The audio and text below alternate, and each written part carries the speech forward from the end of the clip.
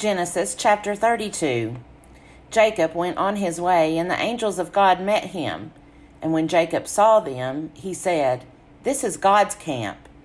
So he called that place Mahanaim. Jacob sent messengers before him to his brother Esau in the land of Seir, the country of Edom, instructing them, "Thus you shall say to my lord Esau, Thus says your servant Jacob, I have lived with Laban as an alien and stayed until now, and I have oxen, donkeys, flocks, male and female slaves, and I have sent to tell my lord, in order that I may find favor in your sight." The messengers returned to Jacob, saying, "We came to your brother Esau, and he is coming to meet you, and 400 men are with him." Then Jacob was greatly afraid and distressed, and he divided the people that were with him, and the flocks and herds and camels, into 2 companies, thinking, if Esau comes to the one company and destroys it, then the company that is left will escape. And Jacob said, "O God of my father Abraham, and God of my father Isaac, O Lord, who said to me, Return to your country and to your kindred, and I will do you good. I am not worthy of the least of all the steadfast love and all the faithfulness that you have shown to your servant. For with only my staff I crossed this Jordan, and now I have become 2 companies. Deliver me, please, from the hand of my brother, from the hand of Esau, for I am afraid of him. He may come and kill us all, the mothers with the children. Yet you have said, I will surely do you good, and make your offspring as the sand of the sea, which cannot be counted because of their number." So he spent that night there, and from what he had with him he took a present for his brother Esau, 200 female goats and 20 male goats, 200 ewes and 20 rams, 30 milk camels and their colts, 40 cows and 10 bulls, 20 female donkeys and 10 male donkeys.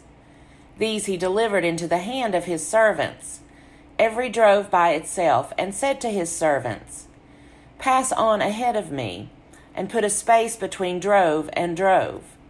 He instructed the foremost, "When Esau my brother meets you and asks you, To whom do you belong? Where are you going? And whose are these ahead of you? Then you shall say, They belong to your servant Jacob.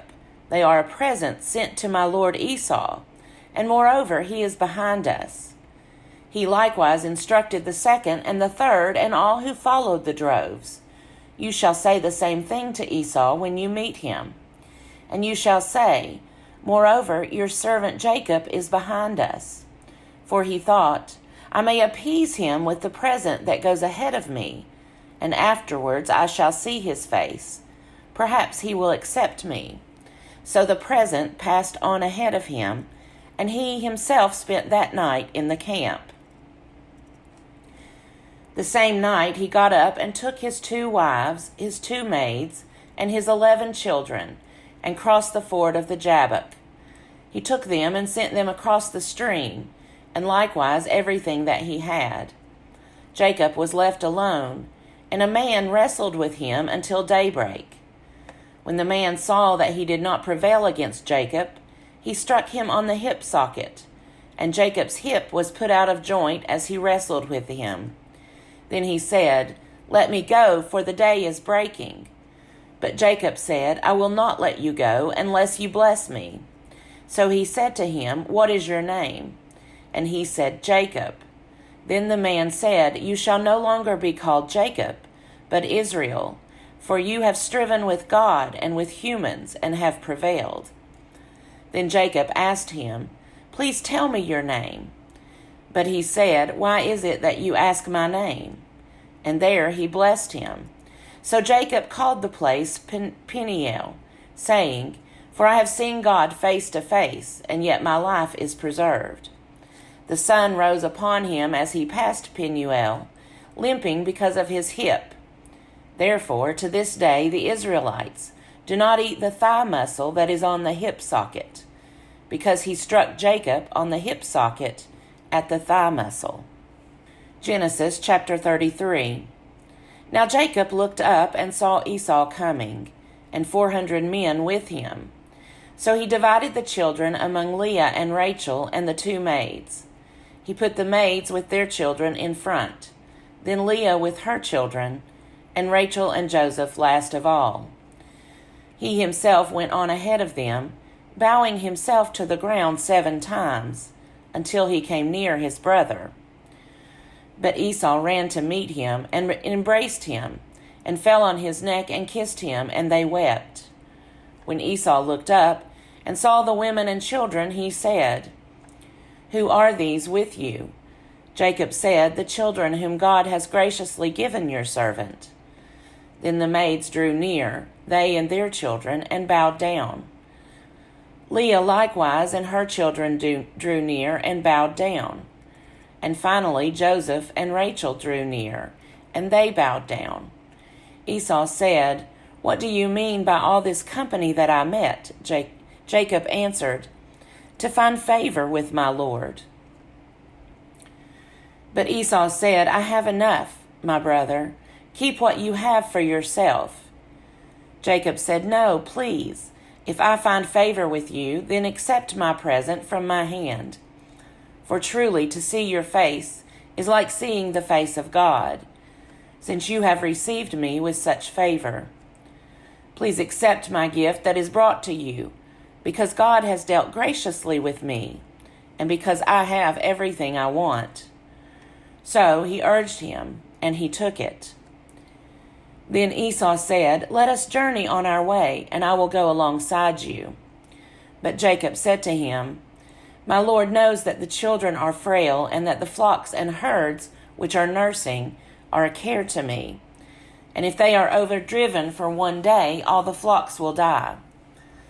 Let my Lord pass on ahead of his servant, and I will lead on slowly, according to the pace of the cattle that are before me, and according to the pace of the children, until I come to my Lord in Seir." So Esau said, "Let me leave with you some of the people who are with me." But he said, "Why should my Lord be so kind to me?" So Esau returned that day on his way to Seir. But Jacob journeyed to Succoth, and built himself a house, and made booths for his cattle.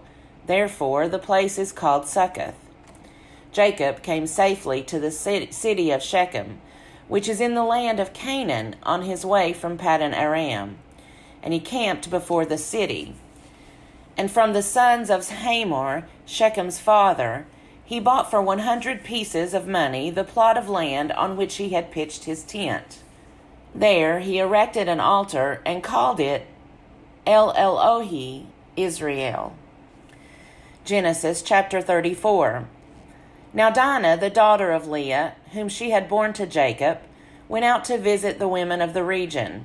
When Shechem, son of Hamor the Hivite, prince of the region, saw her, he seized her and lay with her by force. And his soul was drawn to Dinah, daughter of Jacob. He loved the girl and spoke tenderly to her. So Shechem spoke to his father Hamor, saying, "Get me this girl to be my wife." Now Jacob heard that Shechem had defiled his daughter Dinah, but his sons were with his cattle in the field, so Jacob held his peace until they came. And Hamor, the father of Shechem, went out to Jacob to speak with him, just as the sons of Jacob came in from the field. When they heard of it, the men were indignant and very angry, because he had committed an outrage in Israel by lying with Jacob's daughter, for such a thing ought not to be done. But Hamor spoke with them, saying, "The heart of my son Shechem longs for your daughter. Please give her to him in marriage. Make marriages with us. Give your daughters to us, and take our daughters for yourselves. You shall live with us, and the land shall be open to you. Live and trade in it, and get property in it." Shechem also said to her father and to her brothers, "Let me find favor with you, and whatever you say to me I will give. Put the marriage present and gift as high as you like, and I will give whatever you ask me. Only give me the girl to be my wife." The sons of Jacob answered Shechem and his father Hamor deceitfully, because he had defiled their sister Dinah. They said to them, "We cannot do this thing, to give our sister to one who is uncircumcised, for that would be a disgrace to us. Only on this condition will we consent to you, that you will become as we are, and every male among you be circumcised. Then we will give our daughters to you, and we will take your daughters for ourselves, and we will live among you and become one people. But if you will not listen to us and be circumcised, then we will take our daughter and be gone." Their words pleased Hamor and Hamor's son Shechem, and the young man did not delay to do the thing, because he was delighted with Jacob's daughter. Now he was the most honored of all his family. So Hamor and his son Shechem came to the gate of their city and spoke to the men of their city, saying, "These people are friendly with us. Let them live in the land and trade in it, for the land is large enough for them.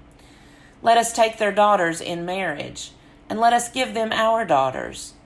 Only on this condition will they agree to live among us, to become one people, that every male among us be circumcised as they are circumcised. Will not their livestock, their property, and all their animals be ours? Only let us agree with them, and they will live among us." And all who went out of the city gate heeded Hamor and his son Shechem. And every male was circumcised, all who went out of the gate of his city. On the third day, when they were still in pain, 2 of the sons of Jacob, Simeon and Levi, Dinah's brothers, took their swords and came against the city unawares, and killed all the males. They killed Hamor and his son Shechem with the sword, and took Dinah out of Shechem's house and went away. And the other sons of Jacob came upon the slain and plundered the city, because their sister had been defiled. They took their flocks and their herds, their donkeys, and whatever was in the city and in the field, all their wealth, all their little ones and their wives, all that was in the houses, they captured and made their prey. Then Jacob said to Simeon and Levi, "You have brought trouble on me by making me odious to the inhabitants of the land. The Canaanites and the Perizzites, my numbers are few, and if they gather themselves against me and attack me, I shall be destroyed, both I and my household." But they said, "Should our sister be treated like a whore?